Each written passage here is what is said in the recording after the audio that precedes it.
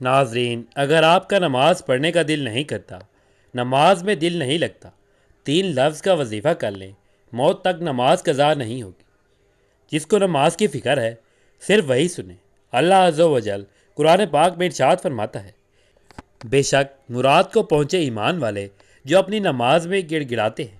اس آیت مبارکہ کی اطاعت فرماتے ہیں کہ ان کے دلوں میں خدا کا خوف ہوتا ہے اور ان کے اعضاء ساکن ہوتے ہیں۔ بعض مفسرین نے فرمایا کہ نماز میں خوشبو یہ ہے کہ اس میں دل لگا ہوا ہو، دنیا سے توجہ ہٹی ہوئی ہو اور نظر جائے نماز سے باہر نہ جائے، گوشہ چشم آنکھ کے کنارے سے کسی طرح نہ دیکھے اور کوئی عبث کام نہ کرے اور کوئی کپڑا شانوں پر نہ لٹکائے، اسی طرح کہ اس کے دونوں کنارے لٹکے ہوئے ہوں اور آپس میں ملے نہ ہوں اور انگلیاں نہ چٹکھائے اور اس قسم کی حرکت سے باز رہے۔ بعض نے فرمایا کہ خوشبو یہ ہے کہ آسمان کی طرف نظر نہ اٹھائے۔ امیر المومنین حضرت ابو بکر صدیق سے روایت ہے کہ حضور نبی کریم صلی اللہ علیہ وآلہ وسلم نے ارشاد فرمایا کہ منافقانہ خوشبو سے اللہ عز و جل کی پناہ مانگو۔ پوچھا گیا، یا رسول اللہ صلی اللہ علیہ وآلہ وسلم، منافقانہ خوشبو کیا ہے؟ ارشاد فرمایا، منافقانہ خوشبو یہ ہے کہ ظاہراً خوشبو ہو مگر دل میں خوشبو نہ ہو۔ عدم خوشبو نہایت ہی معلق مرض اور عبادت کے ثواب میں کمی کا باعث ہے۔ شیطان اس ذریعت کے ساتھ عبادت میں خوشبو کو کم کرتا ہے اور پھر آہستہ آہستہ ختم کر دیتا ہے، یوں عبادات برائے نام ہی رہ جاتی ہیں۔ عدم خوشبو کا پہلا سبب دل کی سختی ہے۔ اس کا علاج یہ ہے کہ بندہ موت کو کثرت سے یاد کرے، زبان اور پیٹ کا قفل مدینہ لگائے اور بلا ضرورت ہنسنے پر پرہیز کرے۔ عدم خوشبو کا دوسرا سبب پریشان نظر یعنی بلا ضرورت ادھر ادھر دیکھنا ہے۔ اس کا علاج یہ ہے کہ بندہ آنکھوں کا قفل مدینہ لگاتے ہوئے اپنی نظریں جھکا کر رکھے، یہ تصور کرے کہ میں بارگاہ الہی میں حاضر ہوں، میرا رب مجھے دیکھ رہا ہے۔ عدم خوشبو کا تیسرا سب سے ذہن میں فضول خیالات اور بے جا فکریں ہیں۔ اس کا علاج یہ ہے کہ بندہ بارگاہ الہی میں حاضری کے وقت اپنے اندر یکسوئی پیدا کرے اور اس سے نجات کے لیے بارگاہ الہی میں دعا بھی کرے۔ عدم خوشبو کا چوتھا سبب بارگاہ الہی میں حاضر ہونے کے آداب کے بارے میں لا علمی ہے۔ اس کا علاج یہ ہے کہ بندہ بارگاہ الہی میں حاضر ہونے کے آداب سیکھے، اپنے نیک لوگوں اور اللہ والوں کی صحبت اختیار کرے جو بارگاہ الہی کے آداب سے واقف ہے۔ محترم ناظرین، جو چاہتا ہے کہ اس کا عبادت میں دل لگے، نماز پڑھنے میں لطف آئے، تلاوت کرتے ہوئے آنکھوں میں آنسو آئیں، اللہ پاک کی بارگاہ میں مناجات کی لذت ملے، درود شریف پڑھے اور دل عشق مصطفیٰ سے لبریز ہو جائے، گنبد خضرا کا تصور بن جایا کرے، دوران عبادت فضول خیالات تنگ نہ کرے، تو اسے چاہیے کہ گانے باجے سننے سے بچے، آنکھوں کو، کانوں کو، ہاتھوں کو اور دیگر اعضاء کو گناہوں سے بچائے، فضول گوئی سے بچے، جھوٹ، غیبت، چغلی، الزام تراشی وغیرہ سے ہر دم بچتا رہے۔ انشاءاللہ دل نرم ہوگا، عبادت میں لذت نصیب ہوگی۔ جو بندہ لذت عبادت کا طلبگار ہے، اسے چاہیے کہ دل سے دنیا کی محبت نکالے اور فکر آخرت اپنائے۔ اس کی برکت سے انشاءاللہ کریم عبادت میں لذت اور یکسوئی نصیب ہوگی۔ حضرت ابو عبداللہ فرماتے ہیں کہ ایک شخص نے کسی نیک بزرگ کی خدمت میں عرض کیا، میں نیکی کرتا ہوں مگر دل میں نیکی کی لذت نہیں پاتا۔ اللہ پاک کے اس نیک بندے نے فرمایا، تمہارے دل میں ابلیس کی بیٹی یعنی دنیا رہتی ہے اور یقیناً باپ یعنی شیطان اپنی بیٹی دنیا سے ملنے تمہارے دل میں آتا رہتا ہے۔ ظاہر ہے ابلیس جب بھی تمہارے دل میں آئے گا فساد ہی پھیلائے گا، یہ وجہ ہے کہ تم نیکی کی لذت نہیں ملتی۔ روایت ہے کہ اللہ پاک نے اپنے نبی حضرت داؤد علیہ السلام سے فرمایا، اے داؤد، اگر مجھ سے محبت کرتے ہو تو دنیا کی محبت دل سے نکال دو، بے شک میری محبت اور دنیا کی محبت ایک دل میں جمع نہیں ہو سکتی۔ ایک مرتبہ حضرت عیسیٰ علیہ السلام نے حواریوں کو فرمایا کہ مردوں کے پاس مت بیٹھا کرو ورنہ تمہارا دل مردہ ہو جائے گا۔ حواریوں نے عرض کیا، مردے کون ہیں؟ فرمایا، دنیا میں رغبت رکھنے والے اور دنیا سے محبت کرنے والے۔ عبادت میں لذت پانے کا ایک بہترین طریقہ یہ بھی ہے کہ ہم اللہ پاک کے نیک بندوں کی صحبت اختیار کریں۔ الحمدللہ اللہ پاک کے نیک لوگوں کے پاس اٹھنے بیٹھنے سے، اس کی باتیں سننے سے، ان کی طرف محبت سے دیکھنے اور ان کی سیرت اپنانے کی برکت سے دل کی سختی دور ہوتی جاتی ہے اور فکر آخرت نصیب ہو جاتی ہے۔ حضرت جعفر بن سلمان فرماتے ہیں کہ میں جب کبھی اپنے دل میں سختی پاتا، صبح سویرے حضرت محمد بن واسع رحمۃ اللہ علیہ کی خدمت میں حاضر ہوتا، اس کی برکت سے مجھے فائدہ پہنچتا۔ میاں شیر محمد شیر کپوری رحمۃ اللہ علیہ پاکستان کے مشہور اولیاء کرام میں سے ہیں۔ ایک مرتبہ آپ کے ایک مرید نے آپ کی خدمت میں عرض کیا، میرا ایک بیٹا ہے فتح محمد، میں نے اسے بڑی شوق سے حافظ قرآن بنایا، مگر وہ نماز نہیں پڑھتا۔ میاں شیر محمد شرم کپوری رحمۃ اللہ علیہ نے فرمایا، اسے میرے پاس لے آنا۔ چنانچہ مرید 2 دن کے بعد اپنے بیٹے کو ساتھ لے کر حاضر ہو گیا اور عرض کیا، حضور فتح محمد حاضر ہے۔ میاں شیر محمد رحمۃ اللہ علیہ نے بڑی پیار سے پوچھا، فتح محمد نماز کیوں نہیں پڑھتے؟ عرض کیا، نماز میں میرا دل نہیں لگتا، اگر نماز پڑھوانی ہے تو دل لگا دے۔ میاں صاحب چٹائی پر لیٹے ہوئے تھے۔ فتح محمد کی بات سن کر جوش میں اٹھ بیٹھے اور کلمے کی انگلی سے اس کے دل کی طرف اشارہ کر کے فرمایا، جاؤ اب دل لگا کرے گا۔ اللہ پاک کے ولی کامل کا اتنا ہی کہنا تھا کہ اب فتح محمد کی یہ کیفیت ہو گئی تھی کہ ظہر کی نماز شروع کرتا تو عصر تک ظہر کی مکمل ہوتی، عشاء کی نیت باندھتا تو فجر ہو جاتی۔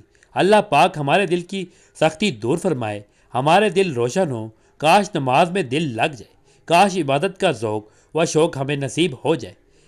اے کاش، 100,000 کاش ہمیں عبادت کی لذت بھی ملے اور اس پر استقامت بھی نصیب ہو جائے، آمین۔ یہ بات ظاہر ہے کہ کامیاب مومن بننے کے لیے نماز میں عجز و انکسار اور خشوع و خضوع کی ضرورت ہے۔ جیسے اللہ نے فرمایا، یقیناً فلاح و کامیابی پائی ہے ان ایمان والوں نے جو اپنی نمازوں میں خشوع اختیار کرتے ہیں۔ نماز میں خشوع و خضوع پیدا کرنے کے کئی ایک ذریعے ہیں۔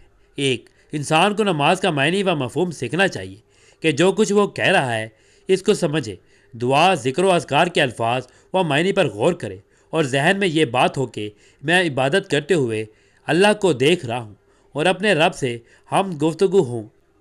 جیسا کہ حدیث جبرائیل میں احسان کا معنی بتایا گیا کہ تم اللہ کی عبادت اس طرح کرو گویا کہ تم اللہ کو دیکھ رہے ہو۔ اگر یہ کیفیت پیدا نہیں ہوتی تو اسے کم از کم یہ خیال ضرور رہے کہ اللہ تو مجھے دیکھ رہا ہے، اور اس طریقے سے نماز کی لذت انسان محسوس کرے گا اور نماز آنکھوں کی ٹھنڈک بن جائے گی، جیسا کہ رسول اللہ صلی اللہ علیہ وآلہ وسلم نے فرمایا، میری آنکھوں کی ٹھنڈک نماز ہے۔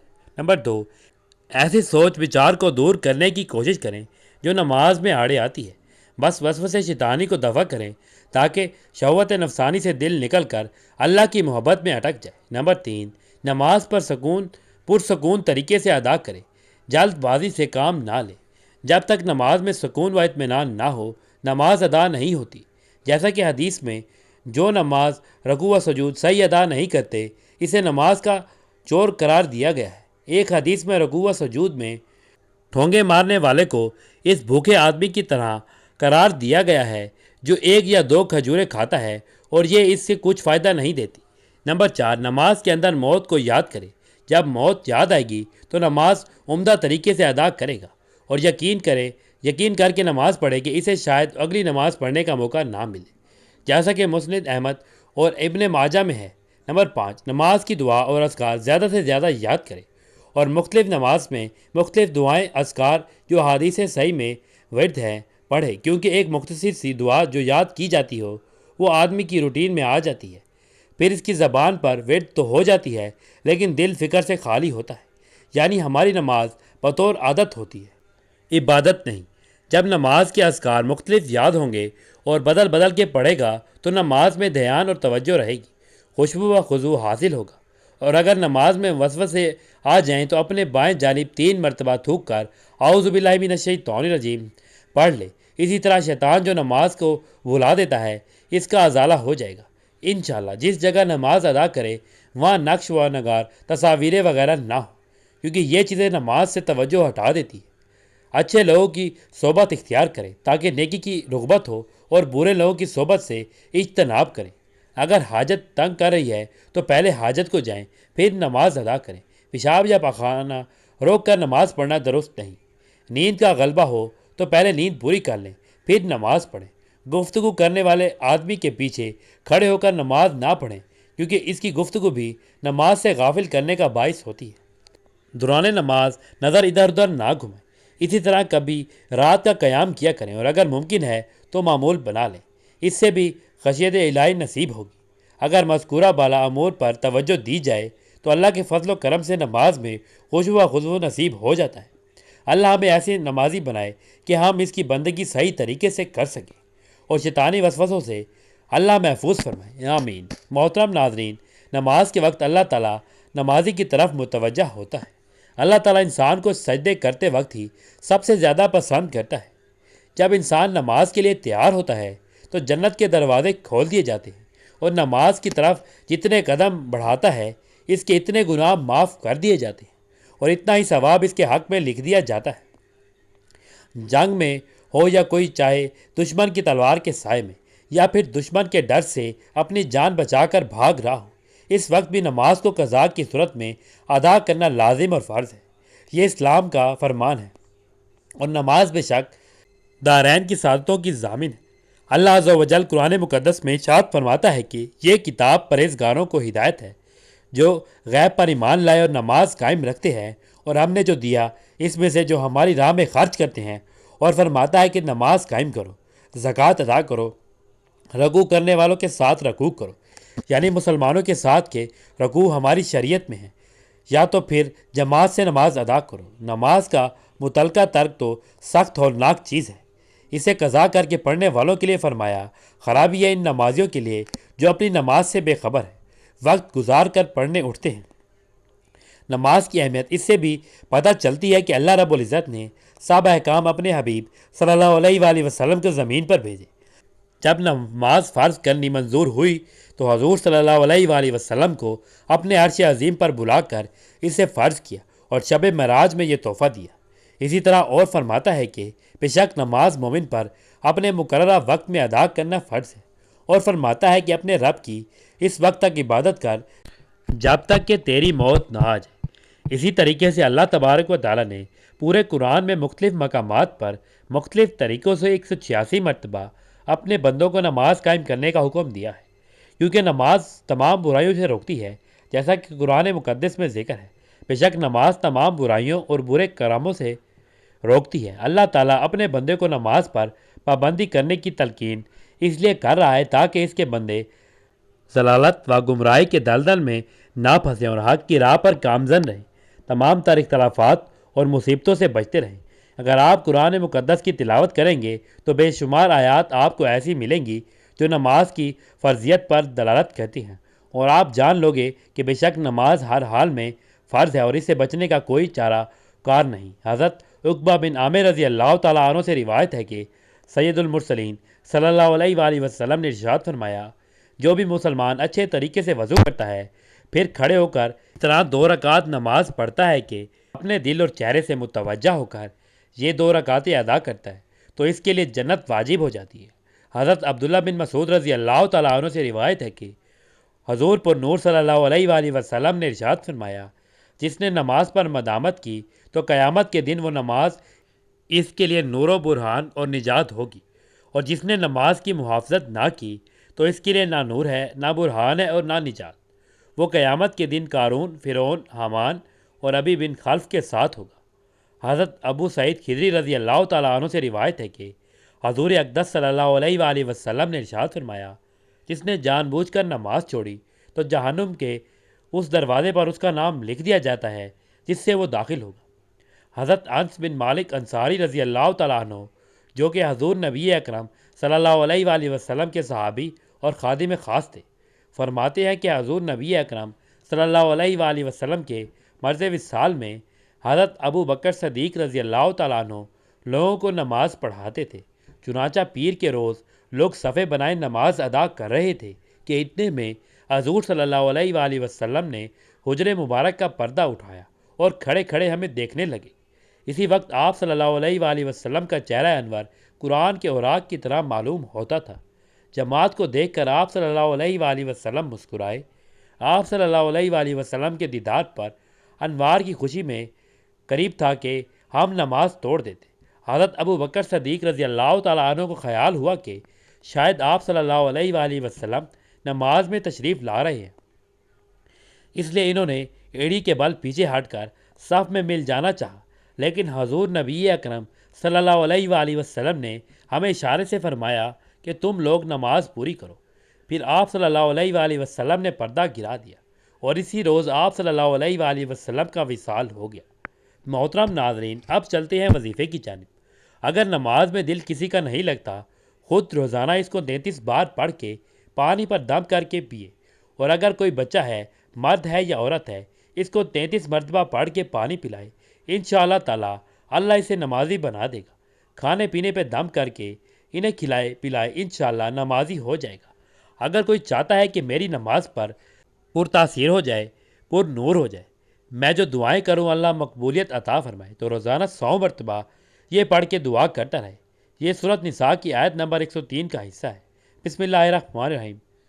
فَإِذَا اطْمَأْنَنْتُمْ فَأَقِیمُوا الصَّلَاةَ۔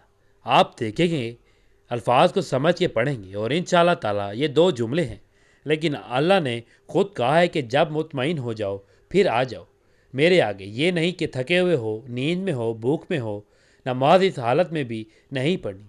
اپنے آپ کو فریش کر کے نماز پڑھیے، پھر اللہ سے مانگے۔ یہ آپ اللہ تعالیٰ سے باتیں کر رہے ہیں، انشاءاللہ اس سے آپ کو ملے گا۔ اور آپ یہ 100 مرتبہ پڑھ کے جتنے دن پڑھیں گے، کم از کم 11 دن پڑھیں، اللہ تعالیٰ آپ کی نماز میں سکون لے آئے گا۔ نماز میں آپ کے دل لگی ہوگی، خوشبو و خوشبو لے کر آئے گا۔ آپ اس آیت کو سمجھ لیں، انشاءاللہ اطمینان بھی آپ کو حاصل ہوگا۔ جس کو یہ نماز سے پہلے جو ایک بار پڑھ کے نماز پڑھے گا، یا قرآن سے پہلے، تلاوت سے پہلے، نوافل سے پہلے، کسی بھی عبادت سے پہلے، چاہے حج ہے، عمرہ ہے، طواف ہے، اس سے پہلے آپ خالی ایک بار پڑھ لیں اور پھر سینے پہ پھونک مار لیں تو اچھا ہے۔ اس کے بعد جو بھی عبادت کریں گے، اس میں آپ کو سکون اور اطمینان حاصل ہوگا۔ سورۃ البقرہ آیت نمبر 186 میں ارشاد باری تعالیٰ ہے، اے پیغمبر، جب تم سے میرے بندے میرے بارے میں دریافت کریں تو کہہ دو کہ میں تو تمہارے پاس ہوں۔ جب کوئی پکارنے والا مجھے پکارتا ہے تو میں اس کی دعا قبول کرتا ہوں۔ تو ان کو چاہیے کہ میرے حکموں کو مانیں اور مجھ پر ایمان لائیں تاکہ نیک راستہ پائیں۔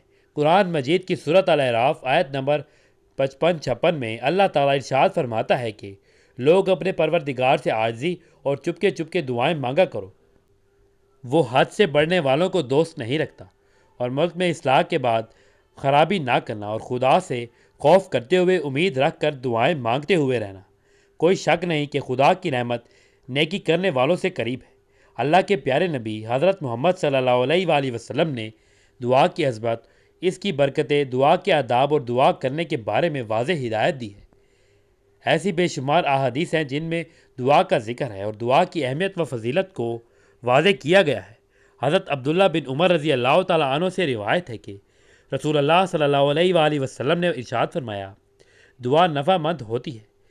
ان حوادث میں بھی جو نازل ہو چکے ہیں اور ان میں بھی جو ابھی نازل نہیں ہوئی، پس اے خدا کے بندو دعا کا اہتمام کرو۔ ایک اور حدیث حضرت عبداللہ بن مسعود رضی اللہ تعالیٰ عنہ سے مروی ہے کہ حضرت محمد صلی اللہ علیہ وآلہ وسلم نے ارشاد فرمایا، اللہ سے اس کا فضل مانگو، کیونکہ اللہ کو یہ بات محبوب ہے کہ اس کے بندے اس سے دعا کریں اور مانگیں۔ اللہ کے کرم سے امید رکھتے ہوئے اس بات کا انتظار کرنا کہ وہ بلا اور پریشانیوں کو اپنے کرم سے دور فرمائے گا، یہ اعلیٰ درجے کی عبادت ہے۔ حضرت ابو ہریرہ سے روایت ہے کہ حضرت محمد صلی اللہ علیہ وآلہ وسلم نے ارشاد فرمایا، اللہ کے ہاں کوئی چیز اور کوئی عمل دعا سے زیادہ عزیز نہیں۔ اے اللہ رب العزت، اے ساری کائنات کے شہنشاہ، اے ساری مخلوق کو پالنے والے، اے زندگی موت کا فیصلہ کرنے والے، اے آسمانوں اور زمینوں کے مالک، اے پہاڑوں اور سمندروں کے مالک، اے انسانوں اور جناتوں کے معبود، اے عرش العظیم کے مالک، اے فرشتوں کے معبود، اے عزت اور ذلت کے مالک، اے بیماروں کو شفا دینے والے، اے بادشاہوں کے بادشاہ، اے اللہ ہم تیرے گناہ گار بندے ہیں، تیرے خطا کار بندے ہیں، ہمارے گناہوں کو معاف فرما، ہماری خطاؤں کو معاف فرما۔ اے اللہ ہم اپنے اگلے پچھلے صغیرہ و کبیرہ سبھی گناہوں، خطاؤں اور نافرمانیوں کی معافی مانگتے ہیں۔ اے اللہ رب العزت، ہم اپنے گناہوں سے توبہ کرتے ہیں، ہماری توبہ قبول فرما۔ اے اللہ ہم گناہ گار ہیں، سیاہ کار ہیں، بدکار ہیں، تیرے احکام کے نافرمان ہیں، ناشکر ہیں، لیکن میرے معبود تیرے نام لیوا بندے ہیں، تیری توحید کی گواہی دیتے ہیں۔ تیرے سوا کوئی عبادت کے لائق نہیں، تیرے سوا کوئی بندگی کے لائق نہیں، تیرے سوا کوئی تعریف کے لائق نہیں ہے۔ ہمارے معبود، ہمارے گناہ تیری رحمت سے بڑے نہیں ہیں، تو اپنی رحمت سے ہمارے گناہ معاف کر دے۔ اے اللہ پاک ہمیں گمراہی کے راستے سے ہٹا کر صراط مستقیم کے راستے پر چلنے والا بنا دے۔ اے اللہ ایسی نمازیں پڑھنے کی توفیق عطا کر جس نماز سے تو راضی ہو جائے۔ زندگی میں ایسے نیک اعمال کرنے کی توفیق عطا کر کہ جن اعمال سے تو راضی ہو جائے۔ ہمیں ایسی زندگی گزارنے کی توفیق عطا کر جس زندگی سے تو راضی ہو جائے۔ ایمان پہ زندہ رکھ اور ایمان پہ ہی موت عطا کر۔ اے اللہ ہم تیرے احکام کی فرما برداری کرنے والا بنا اور تیرے پیارے حبیب جناب محمد رسول صلی اللہ علیہ وآلہ وسلم کے نیک اور پاکیزہ آداب کو اپنانے والا بنا دے۔ اے اللہ ہماری پریشانیوں کو دور کر دے۔ اے اللہ جو بیمار ہیں انہیں شفائے کاملہ عطا فرما۔ اے اللہ جو بے اولاد ہیں انہیں اپنے خزانوں میں سے نیک اور صالح اولاد عطا فرما۔ اے اللہ جن کے جو کام رکے ہوئے ہیں وہ پورے کر دے۔ اے اللہ بچھڑے ہوئوں کو ملا دے۔ اے اللہ شادی شدہ جوڑوں میں محبت اور خلوص پیدا کر دے اور ان کی زندگیوں میں برکت ڈال دے۔ اے اللہ تمام لڑکے اور لڑکیوں کے نصیب اچھے کر دے۔ اے اللہ جو قرض کے بوجھ تلے دبے ہیں ان کا قرض جلد سے جلد ادا کر دے۔ اے اللہ رب العزت شیطان سے ہماری حفاظت فرما۔ اے اللہ حلال رزق کمانے کی توفیق عطا فرما۔ آمین ثم آمین۔